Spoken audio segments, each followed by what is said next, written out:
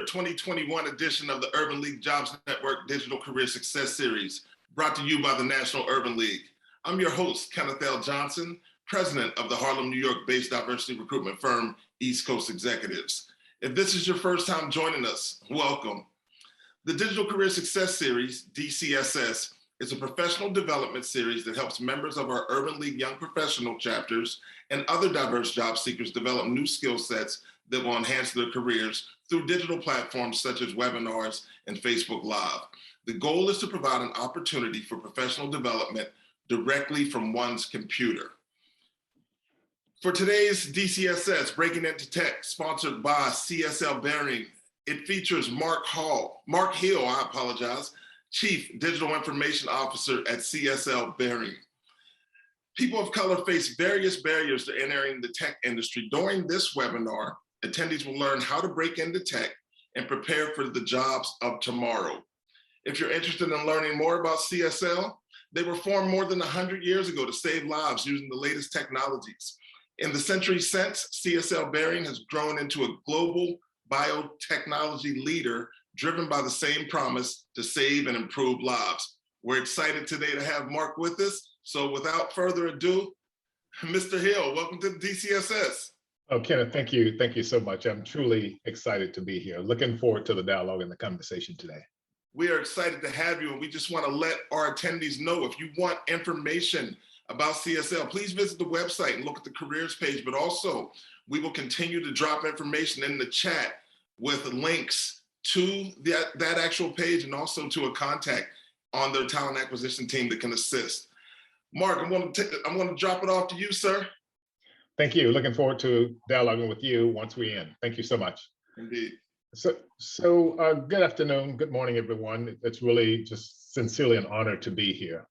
I'm Mark Hill, the Chief Digital Information Officer for CSL Behring, as stated before. I just thought I'd start with just a high-level, overview, sort of kind of me, the companies that I have actually had the privilege to work for, the values that keep me grounded, and then my outside perspective. So just from left to right, if you will, Schering Cloud Corporation was one of the major pharmaceutical companies on the planet. We merged with a company called Merck, a few years ago, back in 2009. Then I joined a company called Gilead Sciences out in the Bay Area to be the Chief Information Officer there. And now I'm the Chief Digital Information Officer for CSL Behring, focused on strategy, enabling technologies, you name it. And of course, you can see to the right, what my values are. I won't spend a lot of time there.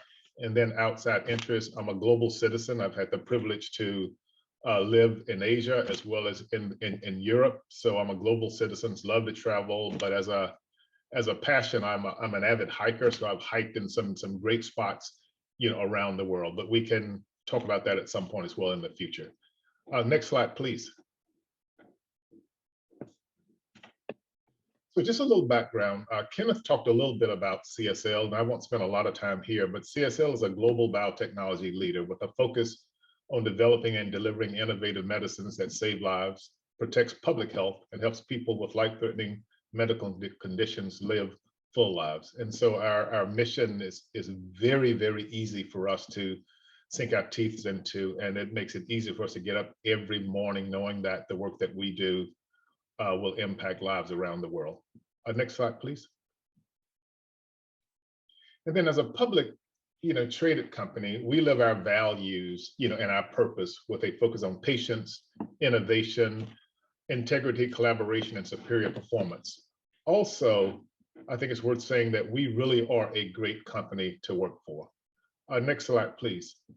And on this slide, I just think that there are a few highlights worth mentioning.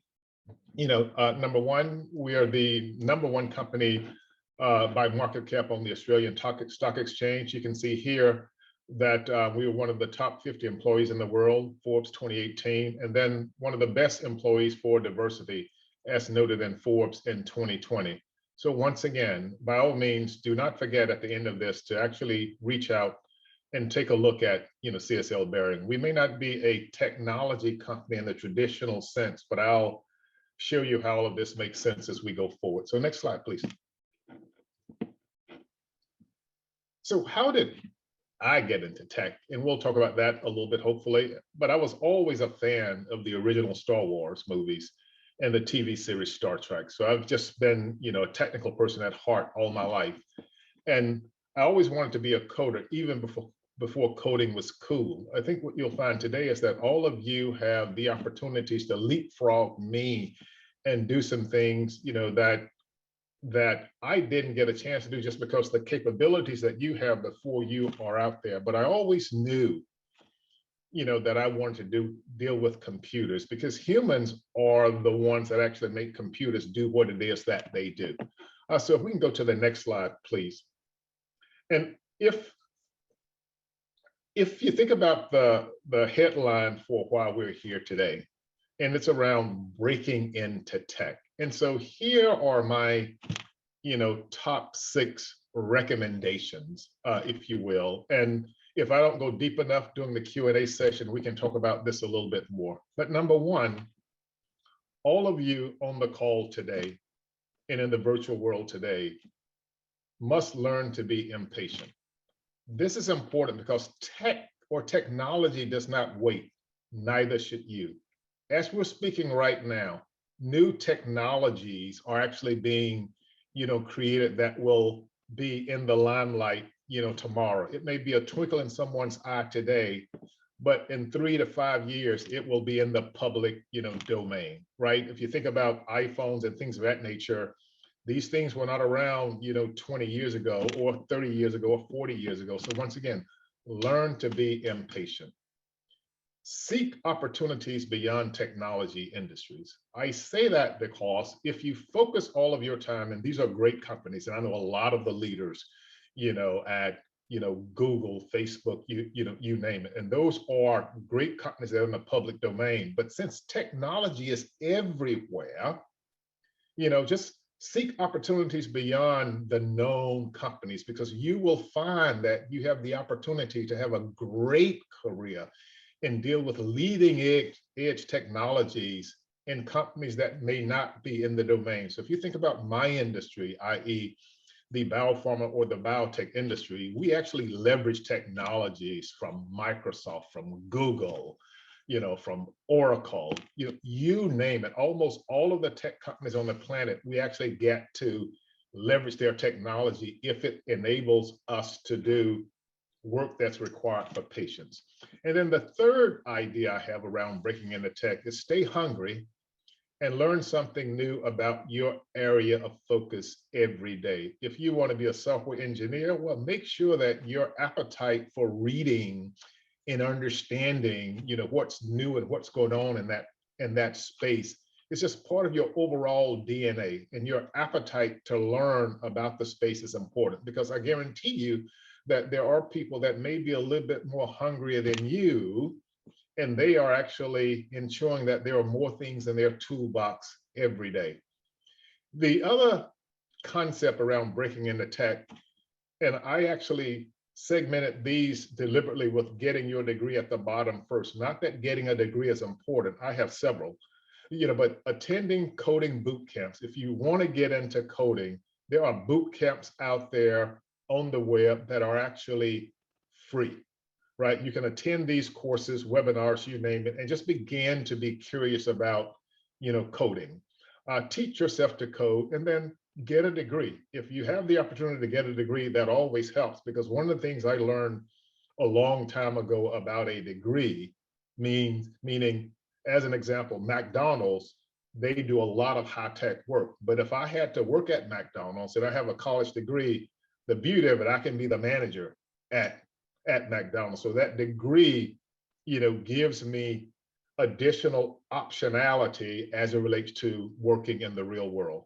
And then think about opportunities in data, analytics, and cybersecurity, because sometimes when we talk about tech in aggregate, we forget about what I will call some of these fundamentals that are very, very, very, very complex.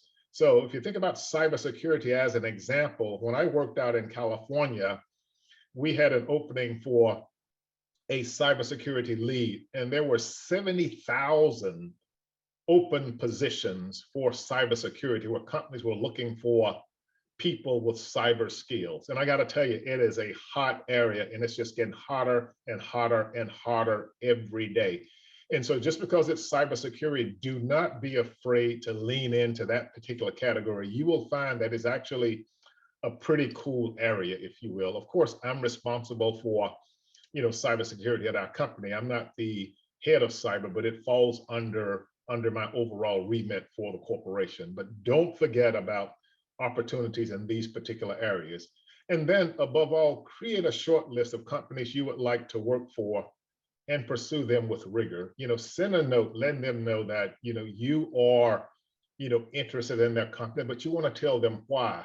And even if you are going through boot camps and things of that nature, there's a way to write smart notes to where it will move to the top of the queue, and companies will actually, look at your letter that you sent and maybe ping you back. And of course, if you have the opportunity to do internships, you should always do that as well. So if we can go to the next slide, please. This goes back to something that I'm just quite passionate about. You guys can't see here in my house, but I actually have, artifacts that I've collected over the years from both Star Wars and Star Trek. Also, I collect typewriters and things of that nature, because that's a bygone era that many of you on the call may not know about. And if I was in the room with you guys where I could see you, I would clearly ask you all to raise your hand as relates to who was a Star Trek fan, versus a Star Wars fan. But I can do that, but I will not do that in the virtual world. If we can go to the next slide, please.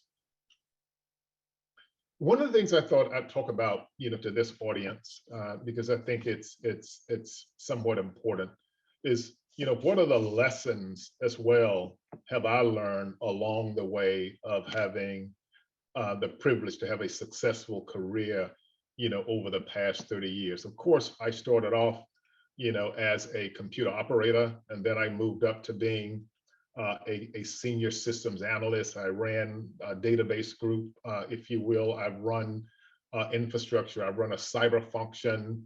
And of course, you all know that I'm a chief digital information officer. I was a CIO before this role. And so you can't get much higher, than this in certain industries as it relates to the field of tech, especially working for Fortune 500, Fortune 200, Fortune 100 companies.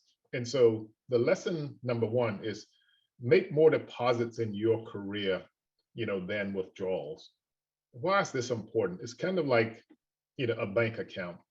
Every time you make a deposit into your bank account, you step back and you're kind of happy because you can see, your balance grow. But every now and again, you need to make a withdrawal.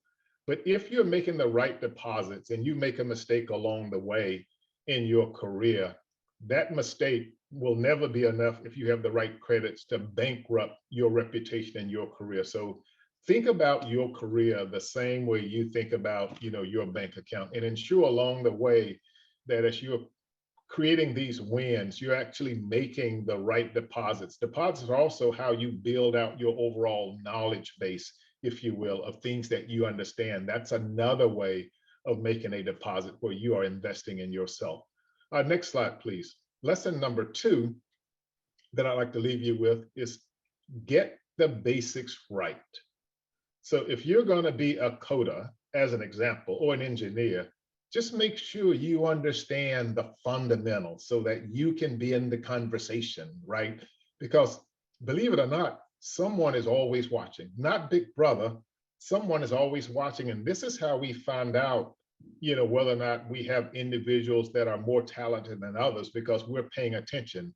And those folk that are really good at what they do, they ensure that they are brilliant at the basics, meaning they take the time to study the fundamentals. So champions are always brilliant at the basics of what they do. So when you think about tech, the tech world, you want to make sure that you can talk the talk and walk the walk, and that you're really, really, really taking the time to focus on the basics of your function. And then you build upon that. It becomes this building block scenario. Next slide, please. This one is so important to me. Networking is as important as your resume. Matter of fact, I believe it's more important. Your network is your Career Investment Mutual Fund. The more you invest in your network, the more you'll get out of your network. Do not just use your network when you need a favor. Keep your network fluid, keep it active, stay involved, because your next tech opportunity could very well come from your network. Someone that knows someone that knows someone that says, hey, man, I was just talking to Billy. Billy just completed, a coding boot camp. I really think that's someone you should tap into and leverage for your next opportunity. Notice I've said nothing about a resume in this scenario, in that example, but your network. And if your network is managed properly, it will always keep you gainfully employed. Always keep you gainfully employed. Next slide, please. Hey, Mark, if you don't mind, I'd like to come in on that particular piece real quick. Just in speaking about your network, we often hear that because there aren't a lot of, there's not a large BIPOC population in the technology field, that people find it hard to create a network. But tell us a little bit about just that mindset in itself, because I don't know if your network has to solely consist of people that meet the same demographic categories as yourself. Oh, absolutely not. If you default there, you lose, right? I'll go back to something I stated earlier on. I'm a global citizen. So if you look at my network, I have connections in China, Japan, Germany, Alabama, California, New Jersey. But I also think, for those on the call, on the phone today too, if you think about LinkedIn as just a rich source, you can actually go out to LinkedIn, and let's just say if you're just curious about a particular type of person or skill, you can actually ping a person, let them know, wow, I saw your profile, and I would love to create a virtual mentoring relationship, with you. And once again, there are just so many ways to expand, your network. Or as you go to conferences and things of that nature, make sure you don't take those for granted. When people put their contact information there, take a shot at reaching out. Don't be afraid, because the only thing that an individual can say is what, no or never respond.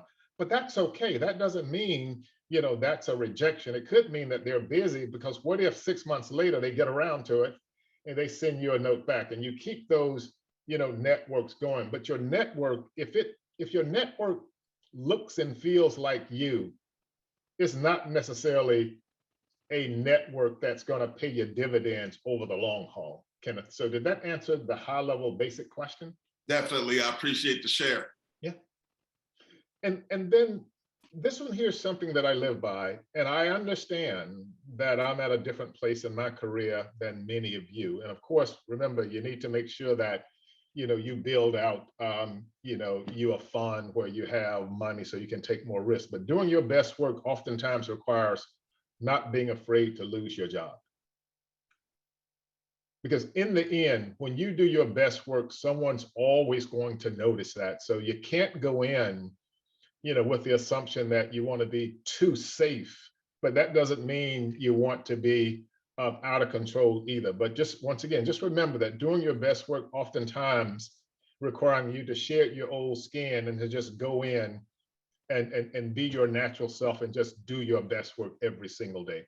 I believe, this is my last slide, and I want to make sure that we had, time for this audience to go even deeper around what questions, they may have regarding, once again, breaking in the tech and things of that nature. So next slide, please. I think it's just where I'm going to do a shout out and say, thank you very much for your allocation of time, and attention today, but also taking time out of your schedule, to give me a few minutes to just walk into your lives and just share, some points to ponder based on, my career trajectory. So thank you, Kenneth. And thank you so very much. And I'd like to stress to our attendees, please keep in mind, I believe there is information in the actual chat that connects you directly to Jasmine Senior Bostic and or members of the talent acquisition team. So please take advantage of that opportunity to connect through. She's great at what she does, so I'm sure she'll be extremely helpful. So listen, excellent presentation. I have some questions here myself, but I'm going to start with the ones that are in the chat. So we have a question from David. What would you offer for advanced age, 45 to 55, to getting into tech. So this is probably someone maybe that's making a pivot. Oh, yes. Wow. A few things. And remember, that's young. So 45 to 50, you first of all, ensure you're not afraid to learn and to take on challenges. I'll go back to the boot camp piece, that's important. But also, if you have a project management background, that's a pretty cool way to ease into tech through a slide door, because basically what you're doing, you can actually help technology people to be successful as it relates to delivering initiatives. Let's just say, for argument's sake, we use a car analogy. You have a lot of pretty cool electric cars, out there that are really just technology on wheels. And as a project manager, if you could actually be the person that manages the milestones, that's a pretty interesting way to get into, the tech field and use your skills, because in the end, project management is getting things done through others, and you'll be surprised at how much you pick up along the way. Also, I think the other piece, if you're between the ages of 45, and 50, as I said before, there are a lot of, I don't want to call them entry level opportunities, but let's just call them cyber opportunities, where they're looking for individuals that are willing to be schooled and retooled. And they will pay you, while you're getting schooled and retooled, and that can open the door, to larger remits. And remember, some of this stuff is just complicated, and it may take, a good 18 months to really get the knowledge that you need to catapult yourself into what's next. But just don't be afraid, to start at sometimes, the basic, level, if you don't have the requisite knowledge. But keep reading, keep reading, keep reading, keep reading. And of course, you have, people like me, where I'm more than willing to give, at not necessarily advice, but insights, if that makes sense. So Kenneth, hopefully that was a helpful narrative. Definitely. I wanted to kind of circle back and touch base on something you had mentioned, I believe earlier in the presentation, but I know you mentioned it on our lead up call to this webinar. You spoke about the sheer amount of jobs available in the cybersecurity space. So just as a layman and someone that's not necessarily in the tech world, can you one, explain a little more about what a cybersecurity professional does on a day-to-day basis, and also what steps you would take if someone was interested, and what steps you would advise someone to take if they're interested in a career path like that? Yes. So at its basic level, cybersecurity is about keeping companies and yourself safe, secure, and compliant, number one. So, and the reason why it's important to companies is because you really need someone to make sure that the desktop, the PC, taking it to the basic level, is not a beacon for intruders to get into your environment. So also, if you think about a network jack in the wall where you plug a cable into, you want to make sure that you, being the person from a cyber perspective, you can actually, monitor and filter things out. So our cyber people, they work with things like patch management. So if you think about an operating system, sometimes operating systems require, patches because they are vulnerabilities. So they're the people that sits there sometimes in the dark room looking at all the things, that can bite you, if you will. So the military is a great area where you can get upskilled in cybersecurity. One thing I didn't talk about, I actually spent a few years in the Army, if you will, long time ago, but I didn't put that on my overall profile. But also in the cyber world, it's one of those areas where if you're curious about stopping bad things from happening, right? So you're like the policeman, for the tech world or for companies, where you keep the threat landscape pure, pristine, et cetera. And of course, you don't necessarily need good mathematical skills, but you do need good problem solving skills. And you want to be always curious about, why did that little thing happen, right? So when you think about all of the spam email that we get that comes in, from your personal email. Cybersecurity people actually stop those things from coming into companies, if you will. And they're also teachers. They teach us as relates to what things, when you get an email, let's just say, let's use Amazon as an example, Amazon. You may see something come into your inbox that will say AMZON, and they deliberately left the A out. But if you're just looking at it, very quickly, you don't really know, that that's a threat that's coming into your environment, and you will click on that. So my wife, Tracy, she is so conditioned around, ooh, that looks suspicious. She'll call me straight away. So you teach people, how to be suspicious about things that they should be suspicious about, and to be comfortable with things that actually looks pristine and makes sense. So within our company, as an example, we have what's called the 3 T's, and this is all led by cybersecurity people. And we trick people, well, we train people, we trick them, and we trace them. We train them as relates to, this is what a bad threat looks like. So we train them, well, we trick them, and then we train them around how do you just not touch that thing again.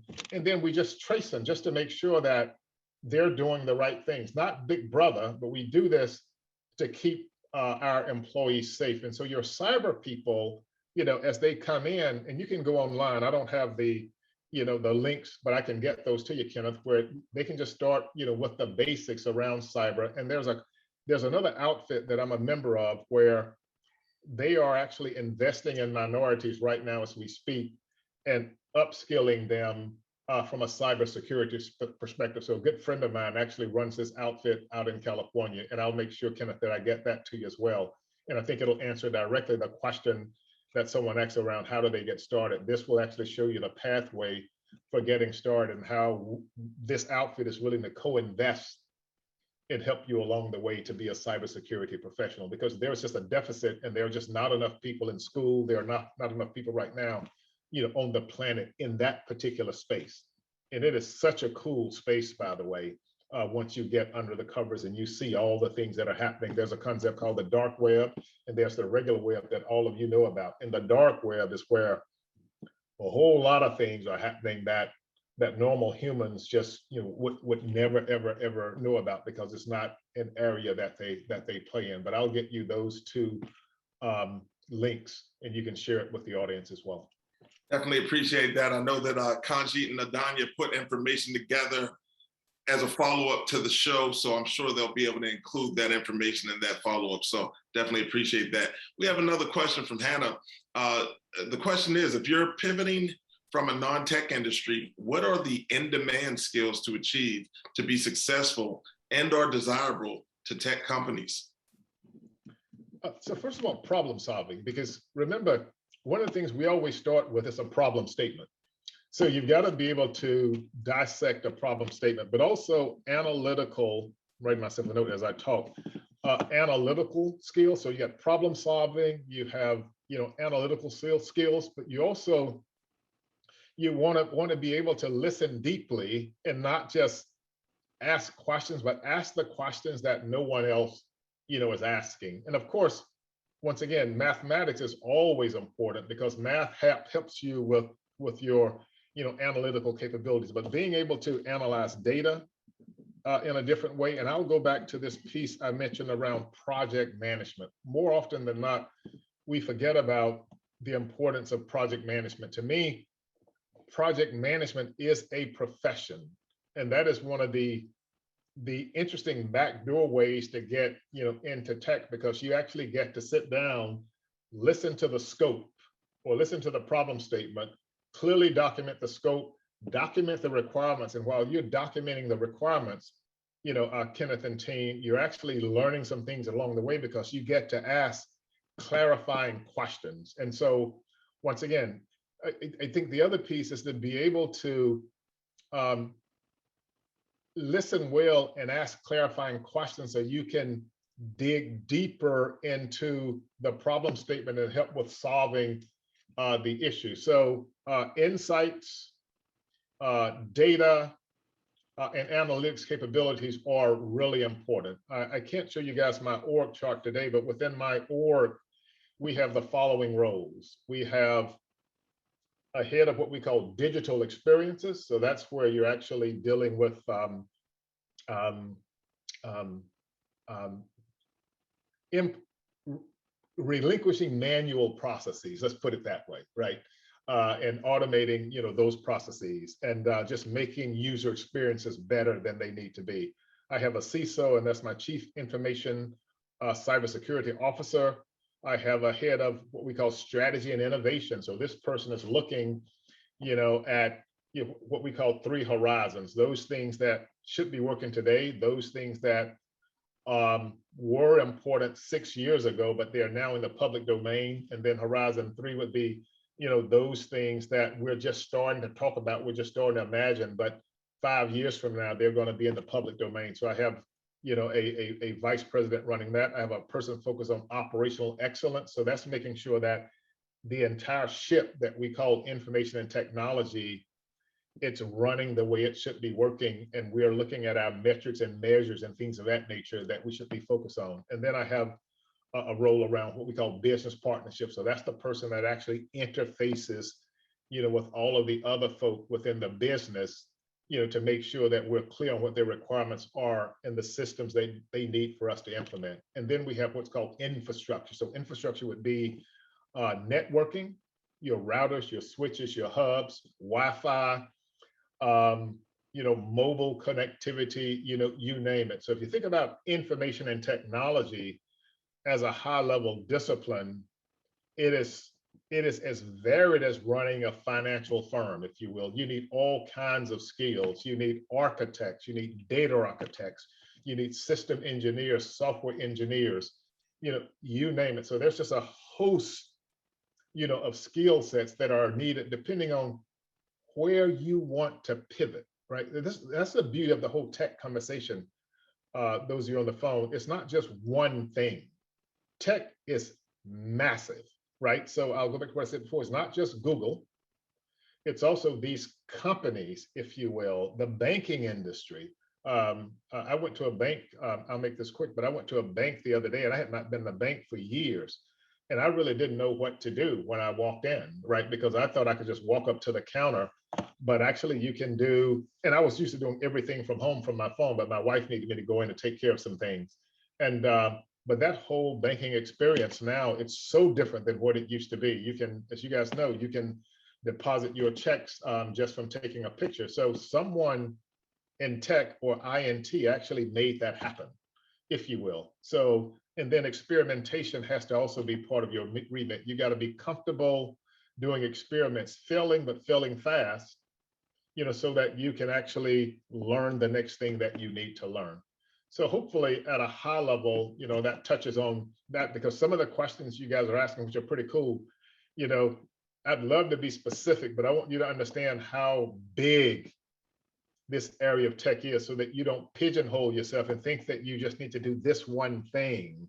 There are probably hundreds of different disciplines that you can get into within the tech world. And remember, I started with coding, as one, but coding, is the tip of the iceberg. We didn't talk about, software engineering. We didn't talk about, the people that need to actually, write the software for, autonomous driving and things of that nature. Just so many opportunities. And you guys should be excited that there are so many opportunities where you can have careers that span, multiple decades, and you never get bored, because you wouldn't be doing the same thing, for the next 20 or 30 years. Wow, amazing. I'd like to thank the attendees. I'm getting the questions in the Q&A. I appreciate it. Please keep them coming. We have a question here. Now, I know you spoke about, I think you started the slides out with saying, in tech, you have to be impatient because it's moving really fast, right? So other than being impatient, how can candidates differentiate themselves from other job seekers in the industry? So my statement was learn to be impatient, because, normally me, I know, when I was coming up, my mother thought it was important for me to, to be patient, if you will. And then over time, I was taught to learn to be impatient. And so the point there was, just once again, if you're patient, that means you're going to be waiting for things always. But if you're impatient, that means you're actually in this proactive mode. number one. But to differentiate yourself, I'll use myself as a high level example. One of the reasons, of course, I always, knew that I would go to school and get a degree, if you will, even though my parents at the time were not able to pay for it. But I said, at a minimum, I need to make sure that I level the playing field, right? And so the entry point, at least when I started through, this world, I said, well, I've got to have my degree. So that neutralizes everything. So now you have Mark and you have Billy, they both have degrees. But then this goes back to one of the points I made on the slide, around being brilliant at the basics. You've got to keep studying whatever that thing is that you want to do and make sure that you are the best at that thing, if you will, so that when you are compared against someone else, you may get the question, that person may get the question, and your answer to that question, because of your high level of knowledge in that space that you've chosen to be yours, becomes the difference maker. Notice, I've said nothing about the color of your skin and things of that nature. It's that requisite knowledge, because knowledge, it becomes the difference maker. Companies want employees that can actually help them to be more successful. Not successful, but more successful than they are today. And so if you are, let's just say if you want to be a coder, that means that maybe you're a better coder than the person to your left or right. And that will come through in the narrative when you're talking to others. So differentiating yourself, means that you've actually applied, or you have a better understanding of the problem that you're trying to solve than those around you. And it requires application, right? And so you gotta make sure that you're just a consumer of knowledge, not in a passive way, but in a way to where you're always curious about what things mean and you can unpack them. Because the beauty of conversations is being able to have the conversation, but unpack those that are complex, if that makes sense. So for me, when I'm dealing with, others, I'll use the following words, because I want to keep people talking. Tell me more, please. And by saying tell me more, please, that means I'm talking a lot less. Even though I'm talking a lot today, that means I'm talking a lot less, and I'm actually taking in a lot more than those around me, because I'm allowing the person to educate me along the way, if that makes sense. So tell me more, please. And then asking open-ended questions that causes others to give you knowledge that you may not have. Excellent. We had an individual on the Digital Career Success Series maybe about a year ago, JT O'Donnell, and she spoke about hiring across the board, not just tech companies, but just across the board. And she said, although a lot of candidates want to be generalists, companies typically hire specialists. Are you seeing that in the tech space as well? That goes back to what I mentioned before. I walk you guys at a high level through my org structure. If you think about that, those are disciplines. None of those individuals are generalists. My head of strategy, he's a strategist. That's what he studies. That's what he believes in. My head of cybersecurity, she has a laser focus on keeping us safe, which requires a discipline, secure, which requires a discipline, safe, secure, and compliant. So if you think about it, if you're a generalist, that's okay. I mean, it's really okay. But then if you're a generalist, what's your specialist, right? It's kind of like, you have people that play multiple sports. In the end, once again, most times, 9 times out of 10, they have to default to one of those things because they can't do them both over the long haul. So the deeper you can go as it relates to, let's just call it specialization, because remember, if you do it well, you'll have the opportunity to specialize into something else. If you go back to what I said before about me, I started off as a coder, then I became a systems analyst, then I became a DBA, but each of those required me to make sure that I had a discipline around those singular focus areas. That doesn't mean that all the stuff that I used to know that I lose, I actually bring that along the way. And all of those things, by being a specialist along the way, put me in a position to be a CIO, because a CIO actually is responsible for all of information technology. So without having that discipline to know each of these areas, I would not be in a position to have holistic conversations with my team. So the beauty of that is I can go deep as I need to, with my team in their areas. Of course, they know a lot more than me because they're deeper into it. But by being a specialist, though, it becomes a building block. A generalist, once again, the question becomes, and there's nothing wrong with being a generalist, by the way, but then you've got to decide what is it that you want to do, right? So if you're a generalist in the tech world, you still got to pick your poison as it relates to how do you want to help companies, or if you're creating your own company and you're a generalist, what's going to be your focus area, though, to allow you to make real money? Got it. Got it.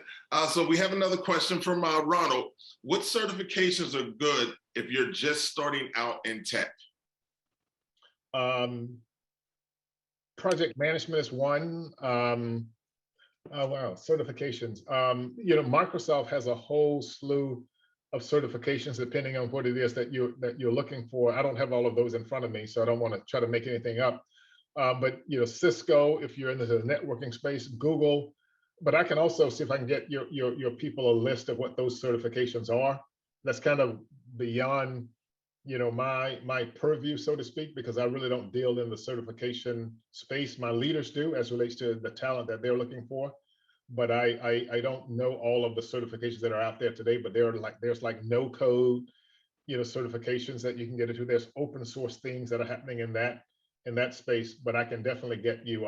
I can reach into my network, if you will, and get you, what those certifications are that would make sense.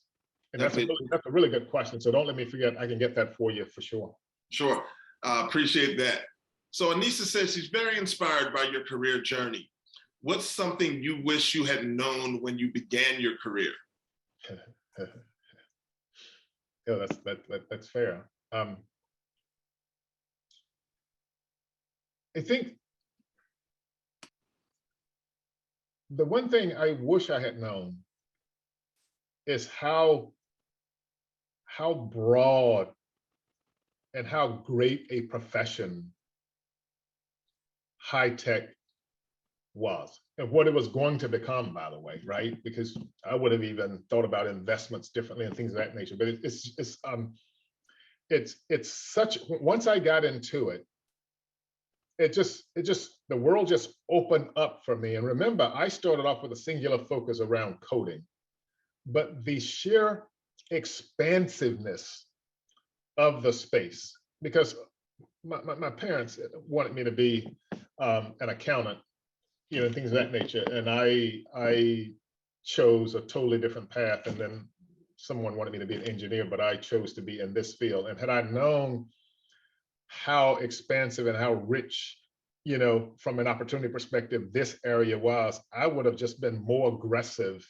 in my learnings about the space, in the early days, versus saying, let me be really good at coding. I would have nailed that and moved to the next thing, even faster than I did. Now, once I realized it, though, I really started to move at speed. But just knowing, and you guys, the beauty of it, you have this access where you can just type in a word and just understand how expansive these things are. I'm probably a few years older than many of you, but the internet, wasn't around in its present form, when I started. Matter of fact, the first two languages that I learned, and you guys may not even know what this is, was COBOL, Fortran, and Assembler, right? And so those languages, may not even exist, today.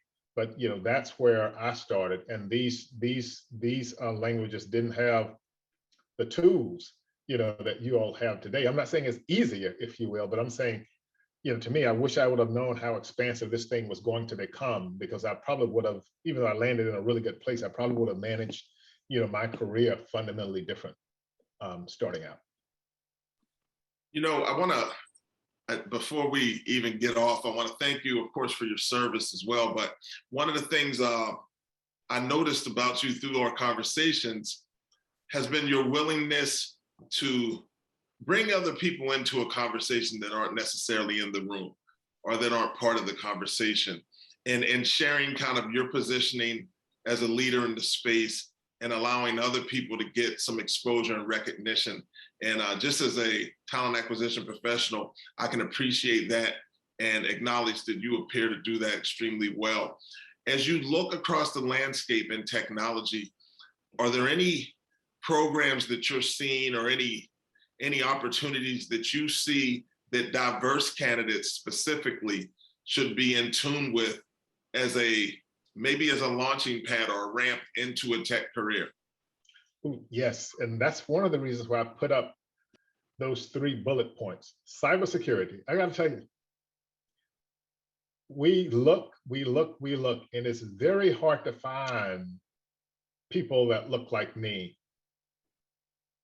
for cyber. Cyber is such an important, it's such an important space. And the other area is, we didn't talk about this, data sciences, right? Not database people, but data sciences. But let me just pivot to one point you made too about the knowledge thing. So I was born and bred in Birmingham, Alabama, right? So Southern about birth, one can say. But my mother, one of the things that she always said to me, she said, look, it's very important, because I had 3 sisters, 3 brothers. And she said, look, you got to give your knowledge away to your siblings freely. I'm like, really? Well, I mean, can I make my younger brother at least give me something for helping him with, whatever it is that he needed to do, math or whatever? But she said, look, you gotta, because you can't take it with you, son. And so if you give your knowledge away freely, it actually will pay you back. And so I've just always kept that in my toolbox. It's just a way of being, by the way. And so, so anyway, if you profile me, you'll find that people that's true. That's something that I believe in. But getting back to your other question, though, cyber, we need more, minorities, using that word, African Americans in that space. It's such a great space. It's so important, and it's quite lucrative too, as it relates to, to the payout. But that's not why you do it. You do it because there's a need and there's a passion around it, and you'll find that can lead to just higher heights. This whole notion of data-driven insights, meaning being able to look at data and tell a story from that data or make predictions from that data, and getting people, to understand data a lot better, and to show companies how you can derive value out of that data. And then the other piece is around this notion, though, of intelligent automation, right? And I say intelligent automation not as a concept to replace humans, but as a complement to getting things done faster, quicker, without making errors, right? So if you think about spreadsheets as an example, I think there are just too many spreadsheets on the planet, and all of that work, using machine learning, robotics, or robots, if you will, can be automated. And to be able to come into a company and help them to get intelligent automation moving up the chain of such valuable skills, where they're looking for people, that look like me to do that body of work, if you will. And it's really important work. It's really important work. You're taking manual processes and showing what tech can do to automate those things. Once again, I'll say this again, not to eliminate humans, but to make companies much more productive and much more, efficient, if that makes sense. And this is a great time to be whom you are right now in the world, because we are looking for people with your skill sets, that can actually help us to be even more successful. So Kenneth, I do think those are, but cybersecurity, please don't walk away discounting that space. It's such an important space. And I'm pretty sure you all have seen all of the companies that have been, having their challenges with ransomware and things of that nature, but it's such an important space, and it's so rewarding, as a space. And it's challenging as well, because everything you learn today about cybersecurity, next year, you probably need to throw it away or build upon it, because the threat landscape has changed. And to me, that's the excitement of having a tech career. You never sit still. If you think about it, you think about versions, right? Think about software. You have version 1, you have version 2, version 3. Version 2 may be because we cleaned up some things we didn't get right in version 1, but we're also adding new capabilities. So it's always evolving. And if you like change, and if you like opportunity, and if you like being able to tap into your brain and make things happen, it is the best space on the planet, I believe, to work in. I think that's a great segue. Change, making things happen, opportunity. I think it's an excellent segue to bring in Jasmine Senior Bostic to the conversation. Jasmine, wow. You said Mark was amazing. Truly, he has been. And I just appreciated this conversation, but definitely wanted to bring you in to speak about CSL and opportunities that exist and how people can stay connected. Absolutely. Thank you so much for your time. And thank you, Mark and Ken, to both of you for this inspiring conversation. I wanted to just share with all the attendees today, if you are interested in learning about opportunities at CSL Behring, Seqirus, and also CSL Plasma, we are open to having talent like you. I'm happy to report that since we've been talking, I've received about 9 resumes from candidates on the line. So really excited to schedule time. We do have our talent acquisition team members on the call as well. And so feel free, my email is in the chat, to email me directly if you're interested in CSL opportunities. I'd tell you to go to the website, check us out. If you're interested in a global organization that is continuing to make impacts with patients around the world, we're really excited to have you. So feel free to reach out. And thank you, as always, to the Urban League for such a wonderful partnership. Well, thank you so very much. Listen, if the two of you are a representation of what's happening there at CSL, I encourage everyone to take a deeper look in to see if there's an opportunity to make sense for you. All right, listen, we did it again. So if you're looking to connect with Mark or myself, contact information is there. Mark, any closing words for our attendees today?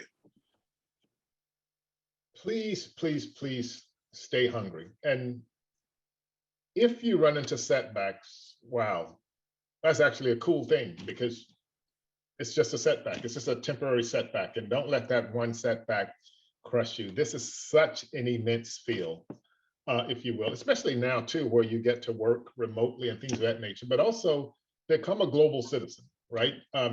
Please expand your horizon beyond your backyard. That's important. I think I told all of you that I was born and bred in Birmingham, Alabama. I actually live in New Jersey, now, but I've lived in several, other states, if you will. But, once again, become a global citizen, move beyond your horizon, and that network, think about the network. Add a new member to your network. I don't know, set yourself a goal, maybe annually, if you will, but manage that network, and you'll find that it will begin to pay you back, especially if you pay it back.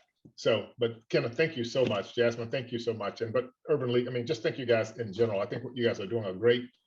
And I wish I had even more time, but this has just been pretty cool for me, man, just to share a few insights. And I just hope the nuggets were, somewhat helpful. If not, I'll try and do better the next time for sure. You were excellent today. And we always look for opportunities to provide information about tech careers. So maybe there is more in the future, hopefully so, for us to partner on the New York Urban League platform. So with that being said, on behalf of the National Urban League platform. So with that being said, on behalf of the National Urban League, Wanda Jackson, Kanji Jordan, Adanya Humphrey, and the NUL team, we'd like to thank our sponsor, CSL Behring, today. My name is Kenneth L. Johnson. I hope to see you again for our next Digital Career Success Series on securing college internships. We'll do that in December. You'll receive information about it soon. But listen, visit the website, connect through with myself, with Mark, with Jasmine. We're here to support you, just like the National Urban League is here to support you as well. Thank you so very much for hanging out with us today. We'll see you in December for the College Internship Digital Career Success Series, brought to you by the National Urban League. Thank you.